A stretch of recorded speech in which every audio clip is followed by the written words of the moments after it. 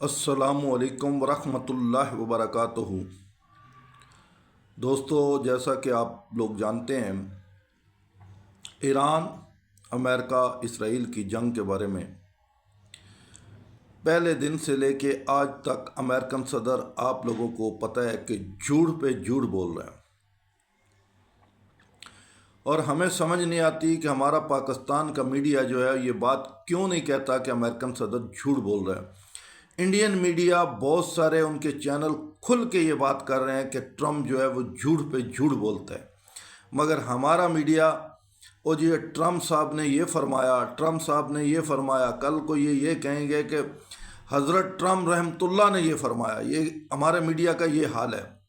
Indian media इस पर खुल के ये बात कर रहा है कि ट्रम्प जो है वो झूठ बोलते हैं, मगर अफसोस ये है कि हमारे यहाँ इसको कभी भी नहीं कहा जाता कि यार ये ट्रम्प जो है ये बातें झूठ बोल रहा है। हालांकि हमारे मीडिया को पता है कि ट्रम्प झूठ बोल रहा है, लेकिन उसके बावजूद भी हमारे में ये हिम्मत नहीं है कहने की, हम कहें कि यार ट्रम्प झूठ बोल रहे हैं।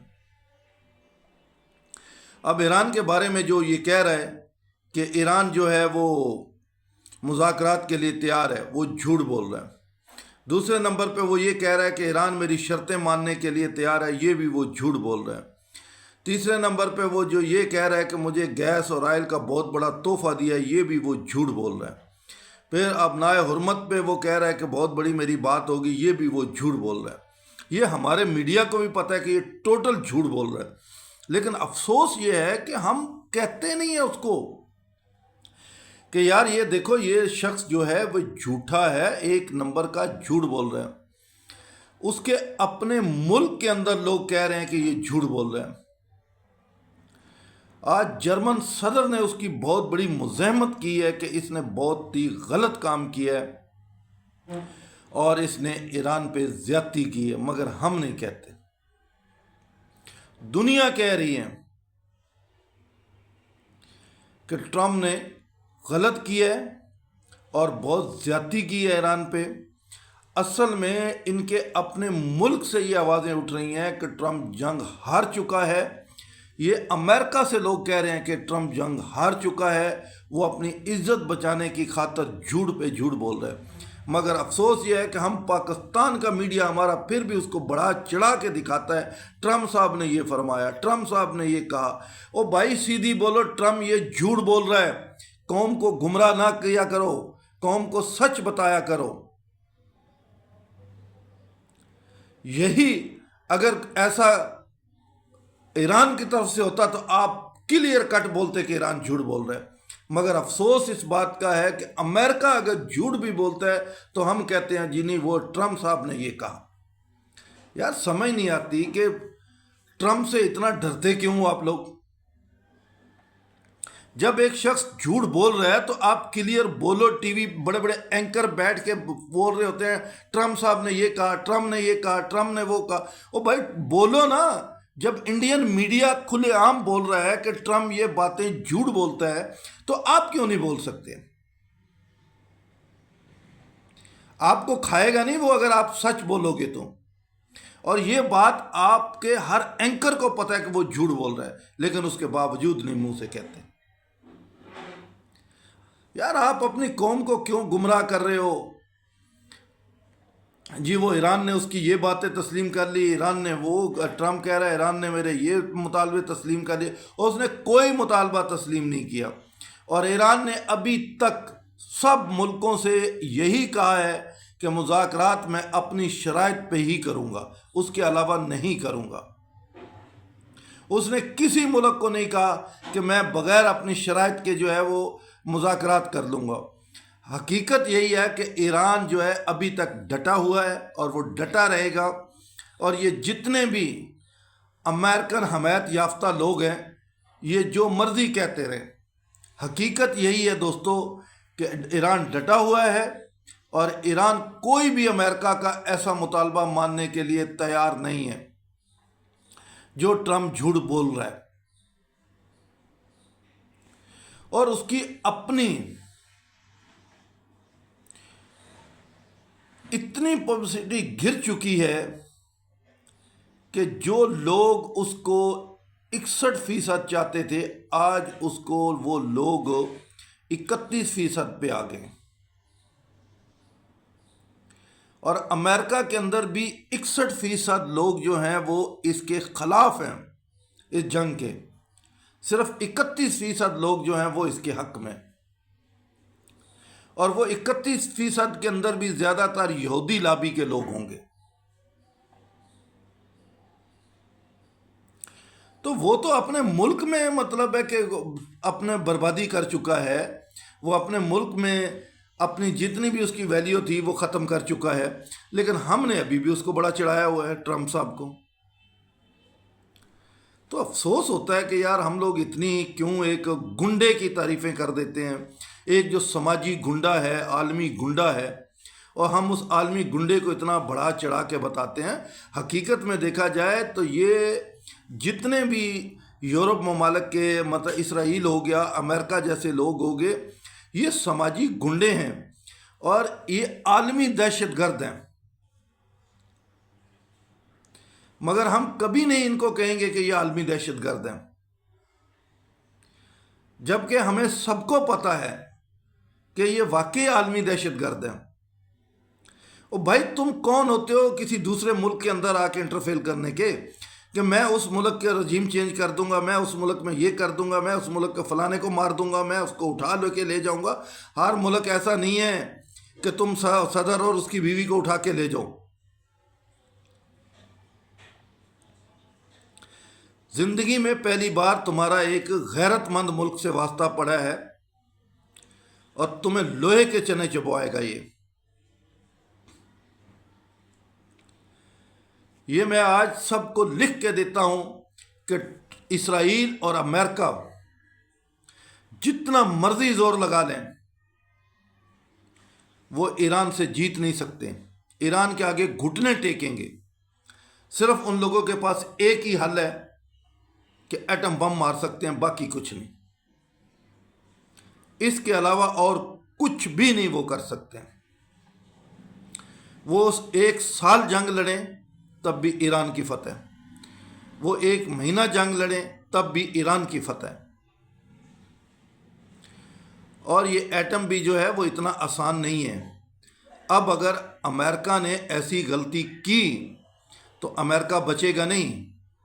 बहुत सारे ऐसे ममालिक हैं जो डायरेक्ट अमेरिका को हिट करेंगे,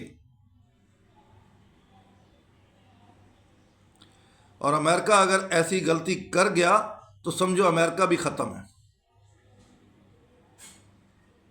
ये अमेरिका को ज़हन में सोच के रखना चाहिए कि बहुत सारे मुल्क ऐसे हैं इस वक्त जो तेरे पे निशाना लगा के बैठे हुए हैं। उनको एक रीज़न चाहिए तेरे पे हमला करने का, और जैसे ही तूने ऐसी कोई घटिया हरकत की तो याद रखना उसी वक्त तुम्हारे ऊपर एटम बम पड़ेगा।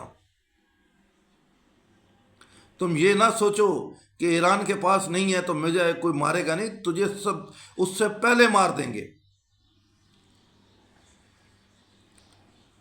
और दूसरे नंबर पे हुकूमत से मैं ये कहूँगा कि इमरान खान के लिए लोगों ने इतना वो किया हुआ है जी, उसको मिलने नहीं देते, उसकी आँख का मसला है। या हुकूमत इस कन्फ्यूज़न से क्यों नहीं लोगों को निकालती? सरेआम उसका मुआयना कराए। जिस डॉक्टर से वो कह रहे हैं उस डॉक्टर से चेक करवा दें। एक इतनी सी बात है कि एक जिस डॉक्टर से वो कहते हैं, जिससे वो मुतमिन है, उनकी पार्टी मुतमिन है, उस डॉक्टर से चेक करा दें। क्या आप भी वही इमरान खान वाला हाल करना चाहते हैं? जैसे इमरान खान ने नवाज शरीफ के साथ किया, आप भी वही करना चाहते हैं? वो महमूद सादक जो दिन न्यूज़ के मालिक थे, उसके घर पे जब वो डॉक्टर आया था जो नवाज शरीफ का इंचार्ज था, उसके बेटे की सालगिरह पे, तो उसने पूछा डॉक्टर साहब क्या नवाज शरीफ को वाकई कोई बीमारी नहीं? तो उसने कहा नवाज शरीफ इस वक्त 10 बीमारियों से ज़्यादा उसकी बीमारियाँ, 10 से भी ज़्यादा बीमारियाँ। तो उसने कहा आपने ओके की रिपोर्ट लिखी है।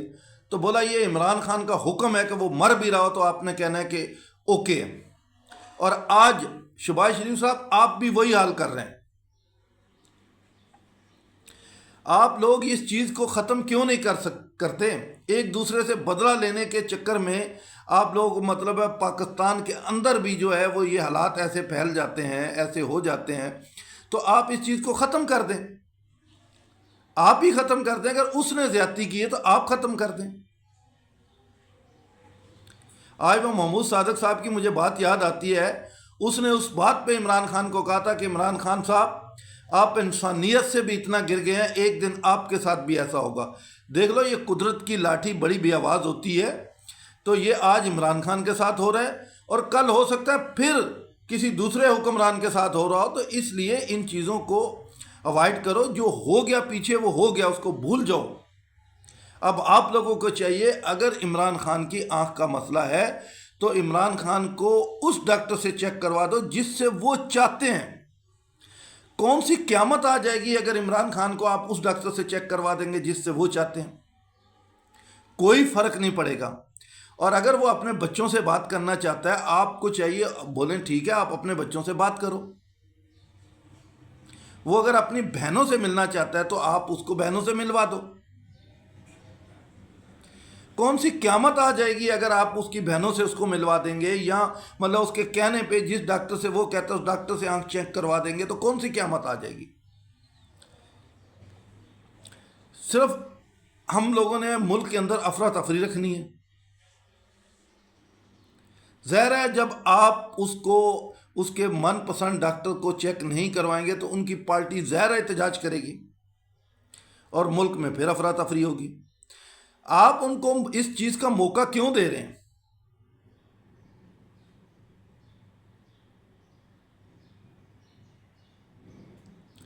या तो अगर आपके पास कोई प्रूफ है, उसके ऊपर मतलब है केस जो है वो है, और आपके पास प्रूफ है कि जी ये इसने जुर्म किया, जुर्म साबित है, तो सज़ा दे दो। नहीं तो आप उसको जिस डॉक्टर से वो कहते हैं उस डॉक्टर को चेक करवा दें। उस डॉक्टर को चेक करवाने में कौन सी क़यामत आ जाएगी?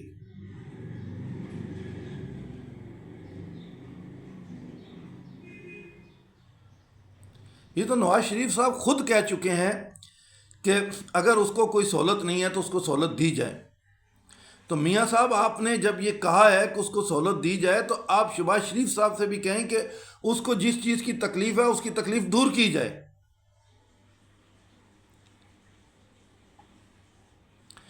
क्या पाकिस्तान में सारी ज़िंदगी बदले की सियासत होती रहेगी? आज अगर ये जेल में है तो इससे बदला लेना है, कल वो जेल में है तो उससे बदला लेना है। हकीकत में ये है कि आप लोगों से, सबसे, जितने भी मतलब सियासी लीडर हैं, इमरान खान से भी, इमरान खान को भी कहीं और से हदायत मिलती थी कि इससे बदला लेना नवाज शरीफ से। उसने भी अपने 4 साल में जरदारी को नहीं पूछा, नवाज शरीफ से बदला लेता रहा, क्योंकि उसको पीछे से आर्डर था। और आज इसको भी मुझे लग रहा है, इस हुकूमत को भी यही है आर्डर है कि आपने इसको तकलीफ़ में रखना है। यार, आप सियासतदान आपस में क्यों एक दूसरे के दुश्मन बने हुए? कोई भी कैदी है दुनिया का, इलाज उसका हक है। अगर एक इंसान ने गलती किया तो दूसरे को चाहिए कि वो गलती ना करे। और अगर आप उसके बच्चों से उसकी बात करवा दोगे तो कोई फ़र्क नहीं पड़ेगा। आप उसकी बहनों से उसकी मुलाकात करवा दोगे तो कोई फ़र्क नहीं पड़ेगा। आप अगर उसकी मनपसंद के डॉक्टर से उसका मुआयना करा दोगे तो कोई फ़र्क नहीं पड़ेगा। तो फिर यार, आप लोग मतलब यही चाहते हैं कि मुल्क जो है अफरा तफरी में ही रहे। जब आप उसके बच्चों से बात करवा दोगे, उसकी बहनों से मुलाकात करवा दोगे, उन्हें मनपसंद डॉक्टर से चेक करवा दोगे, तो फिर पीटीआई के पास कोई जवाज़ नहीं है मतलब धरने देने का या मतलब है बात करने का। तो आप ये करके उनका ये जवाज़ ख़त्म कर दें, जो वो धरने दे रहे हैं या जो मतलब उल्टी सीधी वो बात कर रहे हैं, उसका जवाज़ ख़त्म हो जाएगा।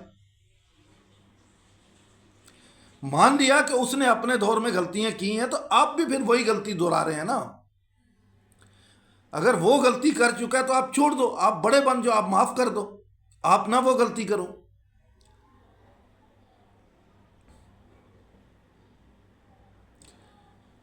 किसी का कसूर नहीं। जब हमारे सियासतदान ये कहते हैं ना कि फलाना ये तो फलाना वो, किसी का कसूर नहीं है। सियासतदानों के सारे अपने कसूर हैं। मेरी बातें बहुत सारे लोगों को बुरी लग रही होंगी, लेकिन हकीकत यही है कि हमारे सियासतदानों के अपने कसूर हैं। ये किसी और के कहने पे दूसरे सियासतदान को तकलीफ़ देते हैं। फिर जब इनका अपना नंबर आता है तो फिर ये रोते हैं। तो ये सारी जिंदगी क्या यही रोना रोते रहेंगे?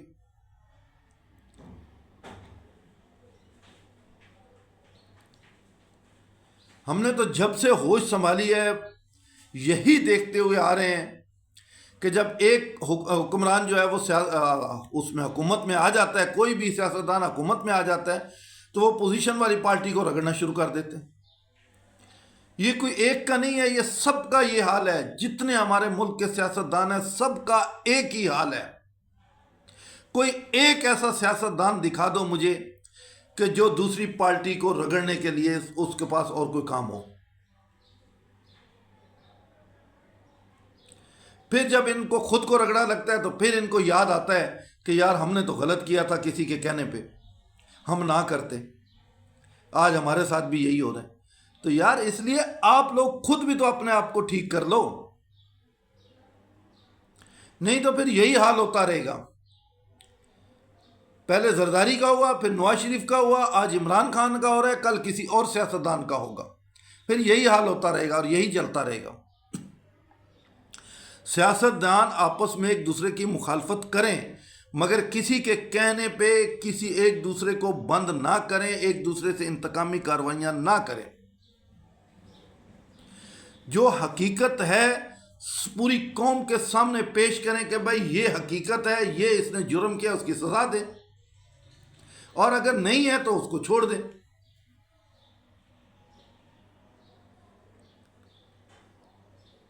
हम ऐसे खामखा अपने मुल्क के अंदर हमेशा अफरा तफरी रखते हैं। इससे मुल्क का फायदा नहीं होता, इससे मुल्क का नुकसान होता है।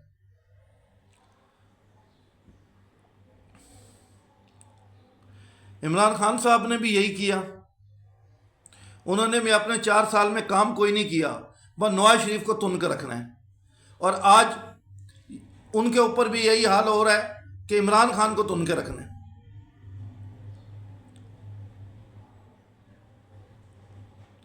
क्या हमारे मुल्क में ऐसी सियासत है? यही सियासत है, बस इसी का नाम सियासत है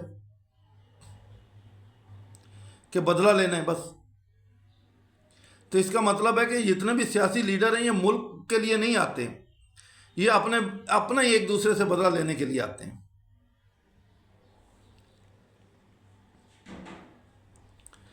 यार अगर किसी से कोई गलती हो गई है, एक वक्त ऐसा है कि हमें सबको आपस में मिल के बैठना चाहिए।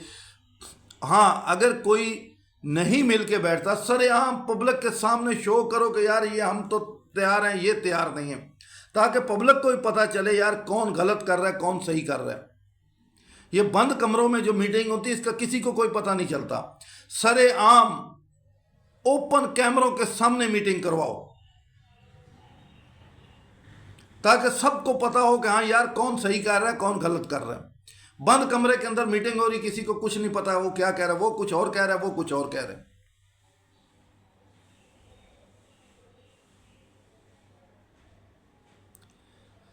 हम सबको दुआ करनी चाहिए कि अल्लाह ताला हमारे मुल्क पे रहम फरमाए और अल्लाह ताला हम सबको आपस में इत्तेफाक दे। ये हम बदले की सियासत सारी ज़िंदगी चलाते रहें तो इस मुल्क के ही नुकसान हो रहा है और कुछ नहीं हो रहा। और चाहे पोजीशन हो या हुकूमत हो, दोनों को सब्र और तहम्मुल का मुजाहरा करना चाहिए, दोनों को। ये नहीं कि हुकूमत करे तो पोजीशन ना करे, पोजीशन करे तो हुकूमत ना करे, नहीं, दोनों को सब्र का मुजाहरा करना चाहिए। इस मुल्क के लिए, इस कौम की खातर दोनों को आपस में मिल बैठ के बातचीत करनी चाहिए, इस मुल्क को आगे बढ़ाना चाहिए। हमारे मुल्क के अंदर और कितने मसले हैं, बेरोजगारी के इतने मसले हैं, महंगाई के इतने मसले हैं, दहशतगर्दी के इतने मसले हैं। तो तमाम अगर सियासतदान जो मुल्क के मुहब्बे वतन है, उन सबको चाहिए कि बैठ के ये सारे मसले हल करें। और अगर दहशतगर्दी के खिलाफ भी जंग लड़ते हैं तो सारे एक होकर लड़ें। महंगाई के खिलाफ काम करते हैं, सारे एक होकर करें। बेरोजगारी के खिलाफ करते हैं तो सारे एक होकर करें। अरे यार, जब सारे एक दूसरे के साथ देंगे, हक बात पे साथ दें, तो सब सही हो जाएगा। बाकी अल्लाह ताला ही है, हम सबको जो है ना नेक हिदायत दे, और अल्लाह ताला हर इंसान को जो है दूसरे इंसान से मोहब्बत दे। और बाकी दोस्तों, मैं अपने मीडिया वालों से भी कहूँगा कि यार आप लोग बहुत अच्छा किरदार अदा कर सकते हैं, आप लोग भी अपना अच्छा किरदार अदा किया करो, सच को सच कहा करो, झूठ को झूठ कहा करो। बहुत सारे एंकर हैं जो सच को सच कहते हैं, झूठ को झूठ कहते हैं, और बहुत सारे उन्हीं में ऐसे एंकर हैं जो पार्टियां बने हुए हैं। तभी इस मुल्क का बेड़ा गर्क है, ये जो कुछ एंकर पार्टियां बन जाते हैं।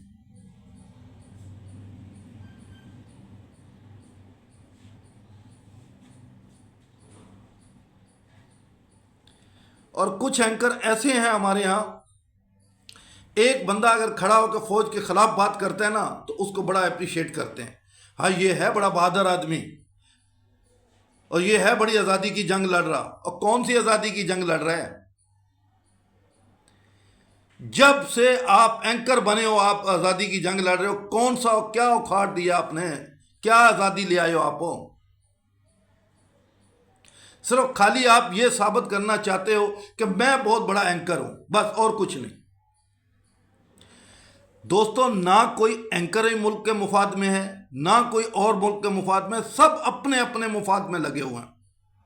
हर इंसान अपने मुफाद में लगा हुआ है, हर इंसान अपनी वाह वाह चाहता है। वो किसी भी ओहदे पे बैठा हुआ है, हर आदमी अपने अपने के लिए लगा हुआ है। और खुदा का वास्ता है, सबको चाहिए यार इस मुल्क के लिए करो।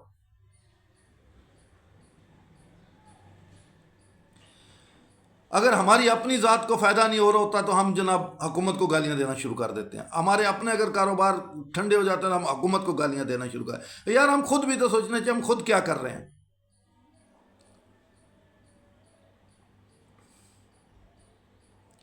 सबसे पहले हम लोगों को चाहिए कि हम अपने आप को ठीक करें। जब हम खुद ठीक हो जाएंगे तो सारा मुल्क ठीक हो जाएगा। हमारे अपने अंदर भी बहुत सारी गलतियां और कुताहियां हैं जो हम अपनी ठीक नहीं करते।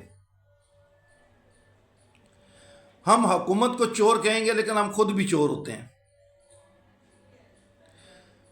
यार जब आप खुद चोर नहीं रहोगे तो हुकूमत भी सही हो जाएगी। हम खुद चोर हैं। जिसका जहां दाव लगता है ना वो कम नहीं है। सिर्फ वही आदमी हाजी सनाउल्लाह है जिसका कहीं लगता नहीं है। ये दौर ऐसा है कि इस दौर के अंदर सिर्फ वही हाजी सनाउल्लाह है कि जो बेचारा पहुंच नहीं सकता। जिसका जहां लगा हुआ है वो लूटने पे लगा हुआ है इस मुल्क को। ये तो मैं कहता हूं कि अल्लाह पाक की तरफ से बड़ा करम है इस मुल्क पे, और बहुत सारे बुजुर्गों की दुआएं हैं जिससे ये मुल्क चल रहा है। नहीं तो जब से ये मुल्क बना है, कायदे आज़म के बाद जितने भी आए उन सब ने लूटा ही है इस मुल्क को। लेकिन ये मुल्क अल्लाह के फजलो करम से फिर भी चल रहा है और चलता रहेगा ता क़यामत। ये मुल्क जो है कायम और दायम रहेगा। क्योंकि ये दो रियासतें जो है ना, मदीना शरीफ और पाकिस्तान, तैयबा के नाम से मदीना है, पाक तैयबा और पाक पाकिस्तान, और ये दोनों कलमे के नाम पे हैं। और ये दोनों रियासतें ता क़यामत कायम और दायम रहेंगी। इनको दुनिया की कोई ताकत नहीं मिटा सकती, हालात जो भी हों। लेकिन ये दोनों रियासतें इंशाअल्लाह ता क़यामत कायम हैं। और अल्लाह से दुआ करनी चाहिए कि या अल्लाह हमारे मुल्क की तरक्की दे, हमारे मुल्क में अमन दे। ये हम सब को दुआ करनी चाहिए अपने मुल्क के लिए कि या अल्लाह हमारे मुल्क में अमन और सुकून दे। और हर आदमी को चाहिए कि अपना अपना फ़र्ज़ निभाए।